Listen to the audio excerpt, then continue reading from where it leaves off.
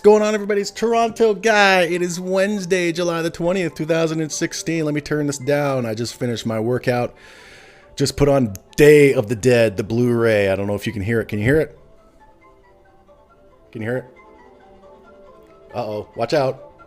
Watch out. Watch out. Scary. Hurry up and do... There we go. The hands just came out of the wall. I like this. This is my favorite Romero zombie movie. I like all of them. Like the classics anyway. This one was my favorite. Yeah, it's Toronto Guy. I'll turn it down a bit. I can hear it in my headphones. That's good. But yeah, great movie. Before I did my workout today, I gotten home and I had to take a shit, right? And an interesting thing I found at work today reminded me of an article that I found a couple days ago that I put aside and thought, I got to read this on my Toronto Guy channel. And then I found the thing at work today, which was a memo, and I thought, okay, a perfect opportunity. So I got home, right, and I had to take a big shit, and I was like, very few select people have been complaining about how I ramble. I was like, get to the point, dude. And I'm like, that's how I do it, man. Deal with it. But I thought, maybe if I read the article while I have to take a shit, it'll force me to be quicker, but it didn't. It actually made me go longer because I kept forgetting shit because I had shit on my mind. But, so yeah, I got to record it again. It ended up being over 20 minutes, the first recording. Hopefully this will be shorter. So anyway, here's the deal. First of all, anybody who's seen this movie, Day of the Dead, is it just me or does that one pilot look like Mr. Bean? It's not Mr. Bean. It's not Rowan Atkinson. But when I first saw this movie, I was like, wow, I never knew Mr. Bean was in a zombie movie. But it's not him. But yeah, anyway. Okay, so what happened at work today, right? Is I got there in the morning, work morning shift, got there, went into the kitchen to put my chocolate milk in the fridge, and a memo's posted up on the kitchen wall about sexual harassment. And if anybody, it was basically said sexual harassment will not be tolerated, and here are the points. Here is what defines sexual harassment. Anyone who's been sexually harassed, just go to the GM and tell them, and your name will not be mentioned, and it'll be dealt with swiftly. Signed, the GM. And I saw that, and I was like, yeah. So it doesn't surprise me that I don't know if it's true.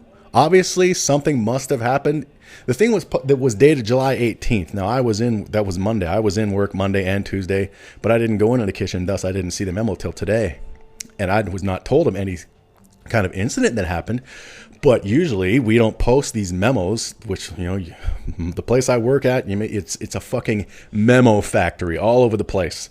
So this new sexual harassment memo tells me, okay, something must have happened either at the end of last week or over the weekend, because all of a sudden this has happened. And I was thinking, it doesn't surprise me, but at the same time, while there are some real worthless motherfucking dudes where I work, there's also an equal amount of worthless fucking lying ass drama queen cunt bag females.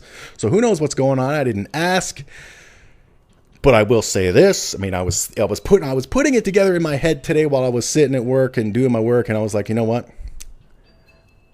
If somebody I've been fucked with so much by people trying to take me down in that place, and every one of them have failed. If my name gets brought up with sexual harassment in the same sentence, I will fucking destroy them. So I hope it happens, because I would love another fight. I'm bored at work. And it got me thinking of this article. So here's the article. I'll try to be quick. I don't know how long it's already been, but how long? Let me check the recording thing. 4 minutes. So hurry up, dumbass. Okay, so here it is from the Telegraph.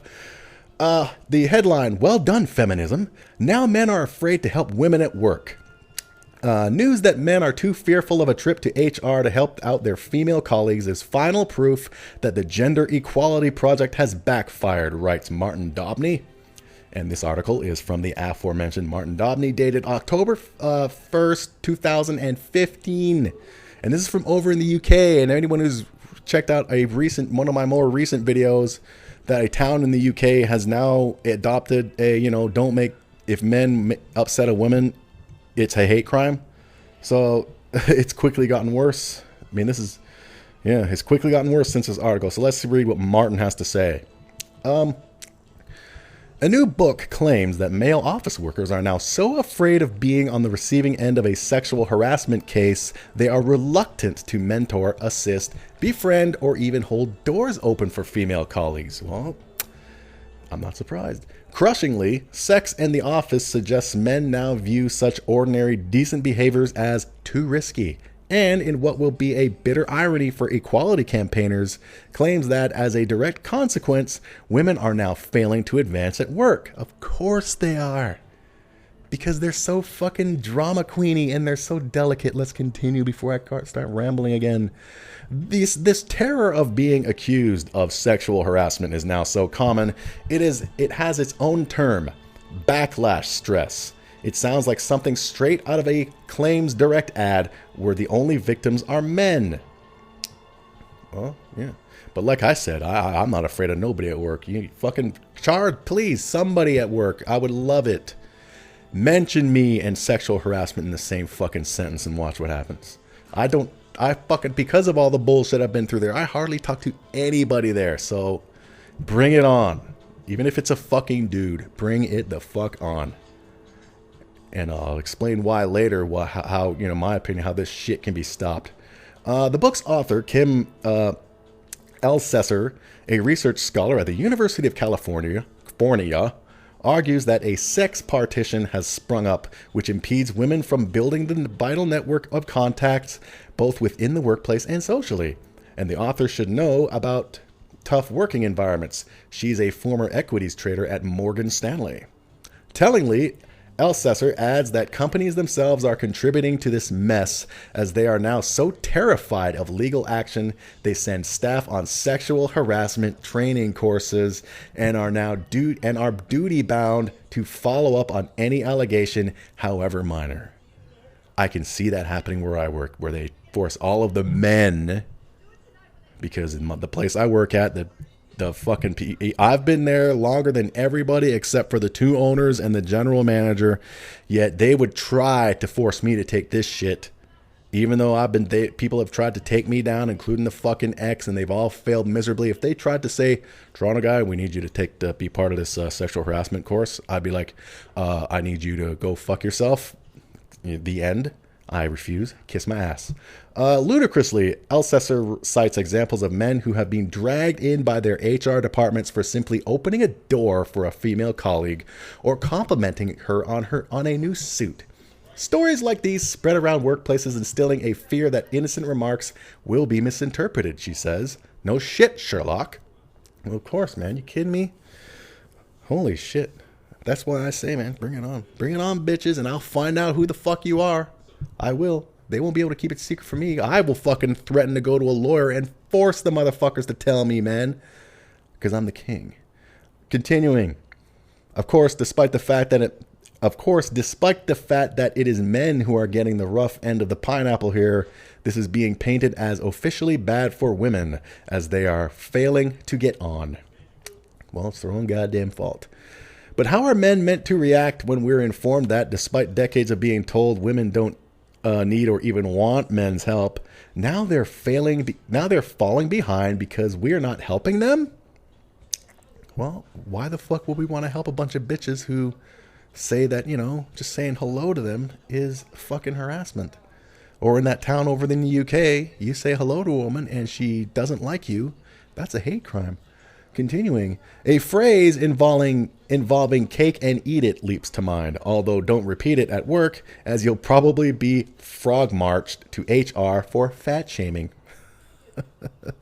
Elsesser's book echoes an insightful New York Post article from earlier this year called "Powerful Men Now Hide Behind Open Doors."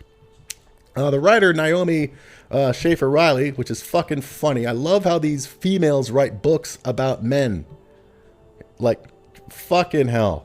This Naomi bitch who wrote this book paints a depressingly familiar picture of university lecturers who won't even close their office doors when alone with a female student.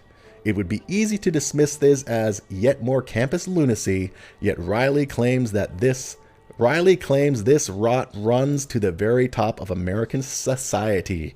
And how soon before we start feeling ripples across the pond? Well, like I said, this article's from October of last year. Since then, a little town has gotten really fucking retarded. But yeah, I don't blame these professors for, keeping the doors open when they have a female student, working one-on-one with a female student, because you never fucking know with these fucking bitches. Especially these college girls. Holy shit. Like, you go to, they're like, You go to college, you friggin' end up with a lifetime of student debt, and you leave fucking stupid. You were smarter going in than you were fucking leaving. Holy shit. All right. Riley cites a U.S. National Journal survey where a male Congress aide said several female aides have been barred from staffing their male bosses at evening events, driving alone with their congressman or senator, or even sitting down one-on-one in his office for fear that others would get the wrong impression. Now, the first time I read this, I didn't understand. Basically, what it's saying is that female temps are not allowed to go to evening events with their male bosses, or drive alone with their congressman or senator, or even sit down one-on-one with them, because people might get the wrong idea, and you never know them. Maybe one of these feminists will get in this female temp's ear and be like, did he say hello to you? And this temp will be like, yeah, why? The feminist will be like, you can sue him for that? Continuing. In a lawsuit-happy culture where claims can seemingly be made on a he said, she said basis, men are now trying to ensure their actions are always covered by a third-party witness. Increasingly, they want to make sure the walls have ears, just in case something inappropriate is said. Inappropriate in quotes, meaning if, a very innocent statement is taken as something fucking wrong by these friggin' women who have no fucking idea how to socialize. How sad. And honestly, who's got the foggiest clue about where inappropriate even begins these days? Holding open a door? Saying nice dress? Smiling? Making eye contact? By carrying on like this, we are nurturing and mollycoddling victimhood, and it is having profound impacts. Last month in Britain, fearless feminist barrister Charlotte Proudman publicly shamed Alexander Carter Silk, 57, a senior solicitor, for complimenting her stunning LinkedIn profile picture, then claimed it was her career that had been ruined. So basically, this fucking dude found a colleague or co-worker's LinkedIn profile, complimented her on the profile picture, and suddenly that ruined her career. How dare you say I look good? Holy shit. Amid this poisonous smog of mutual mistrust and increasingly contempt, is there any wonder men are becoming fearful of female coworkers? Me, Toronto guy, I'm not afraid of these fucking females. Like I said, I welcome it. And I'll tell you why later. Above all, sex in the office is proof, if any were needed, that the Great Workplace Equality Project has spectacularly backfired. Who, precisely, wins if men are terrified of lawsuits and women are falling behind as a consequence? In this toxic, paranoid environment, women will never be trusted as advisors. Exactly. They will be frozen out of networks. Exactly. Or increasingly create their own women-only networks, which on the surface promise advancement, yet deep down increase gender separatism. Would the single-sex workplaces of the 1940s be safer for all? Staying on that, of course. Who the fuck would want to make a woman a supervisor if she is constantly friggin' accusing dudes of harassment because they simply just fucking make eye contact, for crying out loud? Continue. And that's why they're not going to advance, because, well, I'm not going to promote you, woman. Oh, but why? I do all this work. Yeah, but you also fucking run your mouth, and you're so goddamn delicate. You're afraid of your own fucking shadow. If I put you in power, you will go fucking insane. You will try to fire all the dudes. It'll be a recipe for disaster. You'll go to fucking who knows what and try to complain against me. You are on the bottom forever until you smarten up, which will never happen. Continuing. This is the bed third wave feminism has made. Now we all have to lie in it, wide awake, hearts racing, eyes wide open, waiting for the lawyers to come hammering at our doors. I disagree. Is that our collective future, one called fear and loathing in human resources? How can we make this waking nightmare end? And that's the end of the article. And to answer that question, how can we make this waking nightmare end? Simple. In my opinion, let these fucking bitches charge you with this shit. If it's something completely friggin' innocent, for example, hello, you look good today, and she doesn't like it, tell her, okay, go to HR. Go to HR. I want to be there when you tell this HR person exactly what the problem was, what you're charging me with. And if the HR doesn't look you in the face and call you a fucking idiot, I will go to a fucking lawyer who knows what the true legal definition of sexual harassment is and is not. And I will own this fucking place if you do not deal with this fucking delicate snowflake bitch. Simple as that, dudes. Don't let it just play out and wait for it to blow up. Fight back. Go ahead. Oh, all I said was hello? Okay, go ahead. Go ahead, tell them. I want to be there. I want to be there and see there. I won't say a word. I want to see the look on their face and what they say when you tell them that, oh, a Toronto guy harassed me because he said hi to me, which would never happen. I hardly say hi to any. I don't voluntarily say hi to anybody where I work. I've been through so much shit. You know, like I said, I hardly talk to anybody. I say hi back to people who say hi to me first. Hell, I've been there long enough. Why the fuck should I humble myself to these fucking peasants beneath me? You say hi to me or go fuck yourself, I could care less. But yeah, how about that shit? I mean, these women and a lot of friggin' dudes, they just don't know how to socialize. I've mentioned this in the previous video. Their world is like, the reason they don't know, some of them get spooked by eye contact from strangers is because their eyes, they spend most of their time with their eyes focused on a little fucking mobile screen. So when a friggin' stranger looks at them, they're like, oh my God, rape. I mean, that's how fucking bad it's getting. Like I said in the article, or 1 or 2 videos ago, about that town in Nottinghamshire or whatever, that has now made it a fucking hate crime for a man to upset a woman. You know what it's going to come to? It's going to come to the point where if we don't fucking make eye contact with women, if we don't say a fucking word, if we leave them alone, that'll be a fucking offense. That'll be a hate crime. Why? Because, oh, he's not saying anything to me. He must be imagining fucking me in the ass. That is how fucking bullshit this is getting, man. But I say fight back. Go ahead. Charge me with sexual harassment for fucking bullshit reasons, bitch, and watch what happens. This has been Toronto Guy. How long has it been? Oh, for fuck's sake, 17 and a half minutes. It wasn't supposed to go that long, but at least it wasn't, oh my God, I have to shit. I have to shit. But yeah. Don't put up with this shit, dudes. Fight back and put them in their fucking place. It's going to backfire, and what better way for it to backfire than just like putting them in their place and then pointing at them and doing the big Nelson Muntz laugh. This has been Toronto Guy. And have a lovely day. The link is in the description. I should have said that earlier. But of course, it's better to hear my voice. And for those very, very few people who have complained, get to the point, dude. You're rambling. You're, like I said, you're the very, very few.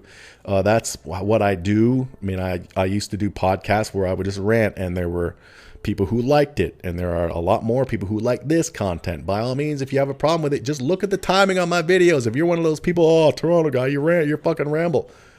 I say good stuff as far as I'm concerned. Go to your work and then put it on via your little mobile, bury your face, and then listen to it that way. Kill about 20 minutes. Stop your fucking whining. It's how I roll. This has been Toronto Guy. Don't deal with that shit. Welcome all this bullshit. Put them in their fucking place. Watch them make fools of themselves. If the HR department don't have the balls to fucking tell these women, you're retards, then say right back, okay, I will go to a lawyer, and the lawyer will tell you exactly what the true definition of sexual harassment is and is not. How about that? Now what, motherfucker? This has been Toronto Guy. And, yeah.